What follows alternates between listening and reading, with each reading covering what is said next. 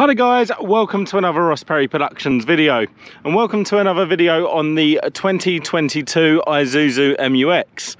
In this video I'm going to be showing you how to operate the child locking system on the rear doors. So it's the same on both sides and it's nice and simple. All we're going to do is open up the door fully,